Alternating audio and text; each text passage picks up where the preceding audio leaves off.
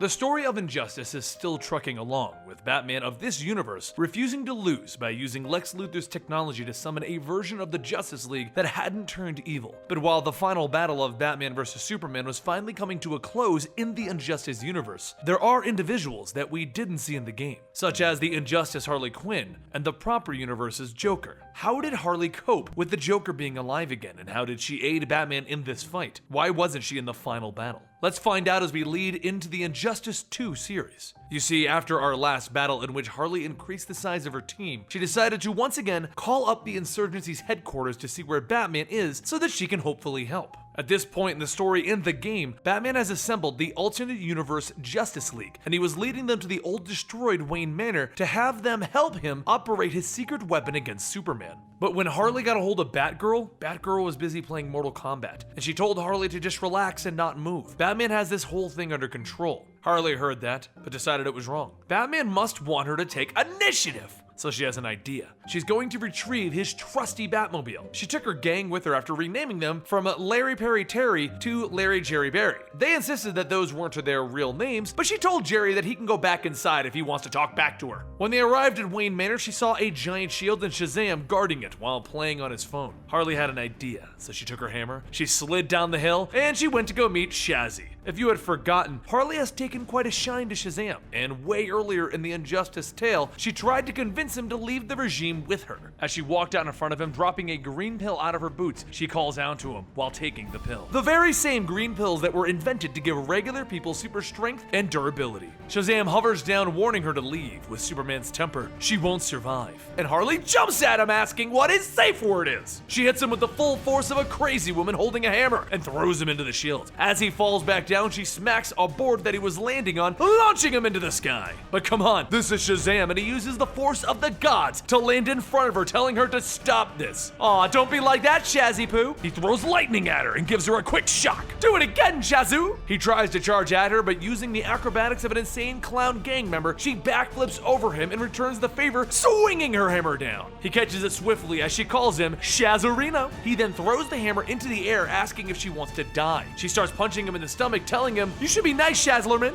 And Shazam grabs her by the throat, lifting her into the sky, telling her, "Shut up!" He looks her in the eyes as she tells him, "Shaz, I can't quit you." "Damn it, my name is Shazam!" he shouts as he's getting licked, except that's how Shazam's powers work, and he turns back into Billy Batson. Harley smiles as Billy panics, and she catches him out of midair, landing safely since she has the green pills to aid her in her landing. With a swift puff of a knockout gas, she puts him to sleep, and she walks over to the shield with Larry, Jerry, and Barry and says the magic words! Shockingly, the shield vanishes, but it actually had nothing to do with Harley, because at that exact moment, Green Arrow was breaking it for Batman so that they can get in. Talk about a convenient plot device. And with that, Harley and her gang, with Billy as prisoner, enter the manor. And just as Batman and the good Justice League begin to enter the manor themselves on the top floor, and they would have gotten to the cave before Harley and her crew, except they ran into a slight problem. A problem going by the name of Killer Frost and Solomon Grundy, and a battle begins on the top floor. While this is happening, Harley and her gang break into a portion of the cave, but even with a map, it's kind of hard to find a single super cave. Luckily, she has some time as Green Arrow fires his explosive arrows into Grundy, and he begins to jump on him, following up with more arrows. Wonder Woman runs into a slight problem as Killer Frost freezes up the room, halting the progress of the mighty Amazon. But while this is happening, Injustice Batman and Aquaman are trying to restore power to the cave's entrance. Beneath all of this, Harley and her crew enter the Batcave, where they see it destroyed from the last battle that it had. And they also see the Batmobile sans a couple of tires. It should have been an easy fix and a drive-off until a baton hits the ground, and Harley looks up to see Damian Wayne. Her crew tells her to watch out, Nightwing has arrived, but Harley quickly informs them that that is actually Damian Wayne in Nightwing's outfit after he accidentally killed Nightwing and his father disowned him. So don't worry, they've already kicked his butt back with Bird Girl. As Damian runs in, kicking one of the gang members in the chest, throwing him down, Harley orders her gang to tackle him while she gets to work in the car. But Damian begins to twirl his baton like a man with years of experience, beating down the rather inexperienced members of Harley's gang. Seeing that she needs to take it upon herself, she leaps in, ducking underneath the baton, kicking him in the head, and following it up with an elbow and an uppercut to drop him to the ground. As Harley goes in for the kill shot, her gang tells her to stop. He's down. Harley bites her lip, remembering that she's a good guy now. Good guys don't kill. and she takes Billy with her as she drives off, leaving the gang behind. She races into the streets of Gotham until there's a crack, and Black Adam lands on the Batmobile, surprised that he didn't just find Batman. With a simple flick of his finger, he knocks Harley away as she pops another green pill and returns the favor. Except Black Adam isn't playing nice, and he grabs her foot, slamming her into the ground. She gives him a swift kick to the groin, only to discover that other parts of him are made out of steel, and he stomps her on the head. Meanwhile, back at Wayne Manor, our heroes have defeated the regime members that they were fighting with the help of the Green Lantern, and Wonder Woman informs him that her losing to Killer Frost does not leave this dimension. They walk into the Batcave where Batman notices a fight happened recently, and Damian is already making his exit. Back street side, Harley's gang members ride in on motorcycles, and they try to use them as weapons against Black Adam, except as they tackle him, he smugly launches into the sky. Billy Batson wakes up in the Batmobile with a gag preventing him from being Shazam, but he does see Black Adam, and he knows that he has to get out of there, because he watches as Black Adam throws bolts of lightning down on Harley and her gang. Black Adam lands and picks up the Batmobile, intending to slam Harley with it, but knowing that Billy is trapped inside, she quickly takes it away from him and puts it back down. She looks in the window, telling Billy that she would never let him get smushed, and he bangs on the window trying to get out, only to see Black Adam punch Harley right in the back. With that, Billy finally manages to find the button to open the cockpit, and he runs out tearing at the gag until it comes off, and then with a quick Shazam, the battlefield is leveled. Put her down, Adam, and don't make me use my angry voice. He grabs Adam by his hair and he throws him into the sky, following it up with a lightning bolt. I never liked it when Superman brought you into the regime, and I know you don't like it either, so maybe we can stop pretending. Adam begins to charge back at Billy, telling him, I was never pretending. I was open about my contempt for you. Back and forth they go, bringing us the fight that was always meant to happen between these two. But back in the Batcave, Batman explains to the alternate universe Justice League why he brought them there. He invented a device that could 100% incapacitate Superman, but he made it so that it needed every Justice League member to open it up and approve it. Once that's revealed, they place their hands onto the device and it begins to open. Back on the streets, Harley's gang begins to pick her up and they begin to try and make a break for it because Adam and Shazam are tearing up the streets, when finally Shazam wins out. Harley runs over to thank him with hearts in her eyes.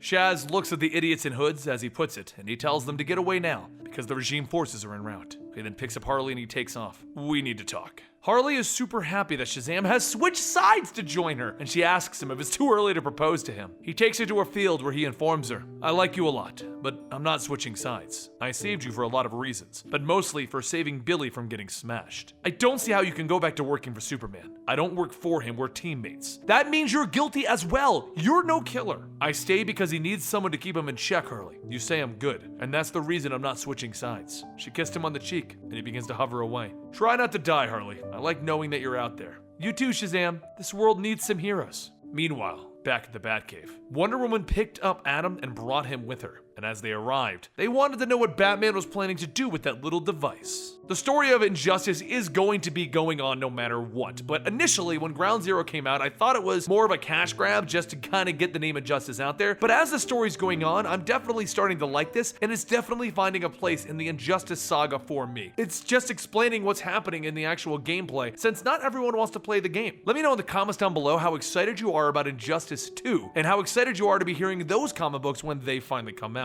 And don't forget to subscribe to get your doses of Injustice from Comicstorian. Follow me on Twitter and Instagram at Comicstorian, and I'll see you next time right here.